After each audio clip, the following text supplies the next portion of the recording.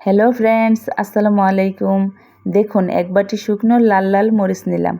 এই মরিচগুলোকে এখন আমি শিলপাটায় বাটবো। আর এতগুলো মরিচ শিলপাটায় বাটলে হাতের কিন্তু একেবারে 12টা বেজে যাবে।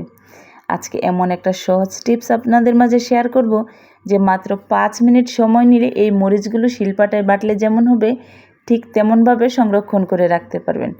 সবগুলো মরিচ আমি বটাটা ছাড়িয়ে নিলাম আর পরিষ্কার পানি দিয়ে একবার ধুয়ে নিলাম। উপরে যেই ধুলাবালিগুলো লেগে আছে সেগুলো পরিষ্কার পানি দিয়ে ধুয়ে ফেলে দিলাম।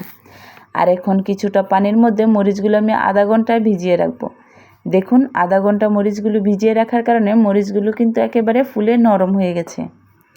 এখন একটা ব্লেন্ডার জারে আমি এখান থেকে অল্প পরিমাণ মরিচ দিয়ে দিব, মানে যতটুকু ব্লেন্ডার জারে আটে ঠিক সেই অনুযায়ী আমিও এখানে মরিচ দিয়ে দিব। আর দিয়ে দিলাম এইখান থেকে অল্প একটু পানি। মরিচগুলো আমি আগেই বলেছি ভালো করে ধুয়ে তারপর পানিতে ভিজিয়ে নিচ্ছি। এই পানি দিয়েই আমি মরিচগুলো ব্লেন্ড করে নেব। এখন ব্লেন্ডার জারে দিয়ে একটু ব্লেন্ড করে নিই।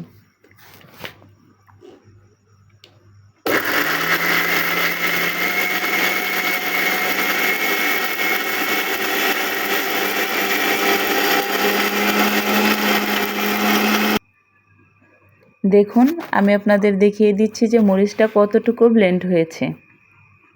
দেখুন, অনেকটাই কিন্তু দানা দানা রয়েছে আর পানিটা কিন্তু একেবারে নেই। এখন এর মধ্যে আরও কিছুটা মরিচ দিয়ে দিব, যেহেতু এখন আবার জায়গা হয়েছে সেহেতু আরও কিছুটা মরিচ দিয়ে অল্প একটু পানি দিয়ে আবার ব্লেন্ড করে নিব। কিছুটা মরিচ দিয়ে দিলাম, এখান থেকে অল্প আবার একটু পানি দিয়ে দেব। তারপর ঢাকনা দিয়ে ঢেকে আবার ব্লেন্ড করে নেব।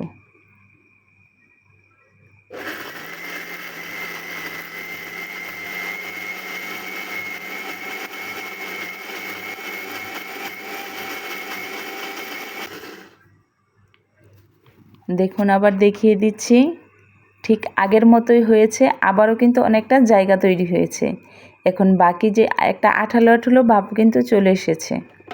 এখন যে জায়গাটুকু তৈরি হয়েছে এর মধ্যে আমি বাকি যে মরিচটুকু আছে সেই মরিচটা দিয়ে দেব। এতে করে কাজটা আমার একবারে কমপ্লিট হয়ে যাবে। এখন আবার অল্প একটু পানি দিয়ে দিব, তারপর আবার ব্লেন্ড করে নেব।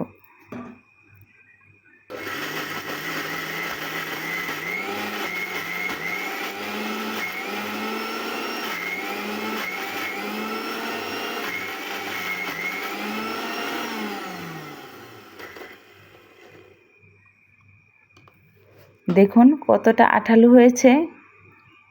এখন কিন্তু ব্লেন্ডার জারটা একটু ঘুরছে কম, মানে এই আঠালো ভাবটা হওয়ার কারণে ব্লেন্ডার জারে আটকে যাচ্ছে।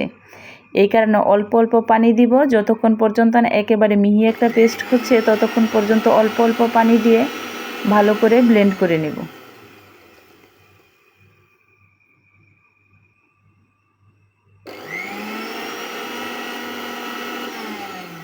আপনাদের আবার একটু দেখিয়ে দিচ্ছি যে এখন কি অবস্থা। দেখুন কতটা আঠালো হয়ে আছে, এখনও কিন্তু একটু দানা দানা ভাব আছে। এই কারণে আবার অল্প একটু পানি দিয়ে একটু নেড়ে চেড়ে দিব।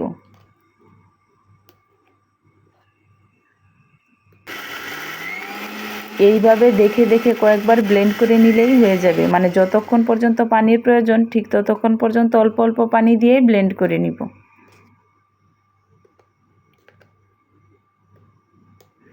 দেখুন কত সুন্দর হয়েছে। এখনও অল্প একটু দানা আছে, এই কারণে আরও অল্প একটু পানি দিয়ে এর চাইতে ভালোভাবে ব্লেন্ড করে নিব, যে বাকি যে দানাগুলো রয়েছে তাও যাতে একেবারে মিহি হয়ে যায়। দেখুন, এই বাড়তি পানিটুকু দেওয়ার কারণে এখন কিন্তু বাইরে থেকে দেখেই বোঝা যাচ্ছে যে কত সুন্দরভাবে ব্লেন্ড হচ্ছে। এতক্ষণ কিন্তু পানির অভাবে একটু আটকে আটকে ছিল।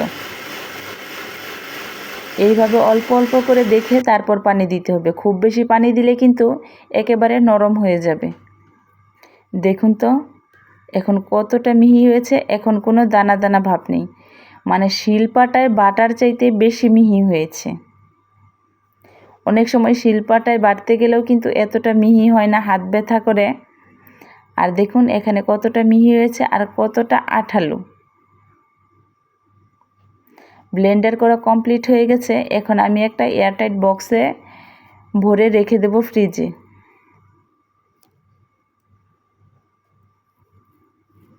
দেখে নিশ্চয়ই বুঝতে পারছেন যে বাটা থেকে কিন্তু এটা কোনো অংশে কম নয়। এতে যেমন আপনার সময়টা সাশ্রয় হবে, আর যখন মন চাইবে ভর্তা, ভাজি, ভুনা থেকে শুরু করে গরুর মাংস রান্নায় অথবা যে কোনো তরকারি রান্নায় এই মরিচ বাটাটা ব্যবহার করতে পারেন। ছোটোবেলায় দেখতাম আমাদের মা দাদিরা এইভাবে মরিচ বাটা দিয়ে তরকারি রান্না করতো, আর সেই তরকারি রান্নার স্বাদ কিন্তু ছিল অনেকটা ভিন্ন। তো এই বাটা মশলাটা দিয়ে আপনারা সরিষা ভুনা, শুটকি ভুনা থেকে শুরু করে যে কোনো তরকারি রান্না, এমনকি ঝাল ঝাল গরুর মাংস, মুরগির মাংস রান্না থেকে শুরু করে যে কোনো কাজেই ব্যবহার করতে পারেন। এখন আমি একটা বক্সে ভরে নিলাম। এখন ঢাকনা দিয়ে ঢেকে আমি ডিপ ফ্রিজে রেখে দিতে পারবো এবং এই মশলাটা পুরো 1 মাস জুড়ে সংরক্ষণ করে রাখতে পারবো এবং যখন খুশি তখন যে কোনো কাজে ব্যবহার করতে পারবো। আশা করি আজকের ভিডিওটা আপনাদের ভালো লেগেছে। যদি ভিডিওটা ভালো লেগে থাকে তবে চ্যানেলটিকে সাবস্ক্রাইব করে পাশে থাকা বেল বাটনে ক্লিক করতে ভুলবেন না। আজকের ভিডিও এই পর্যন্তই। খুদা হাফেজ।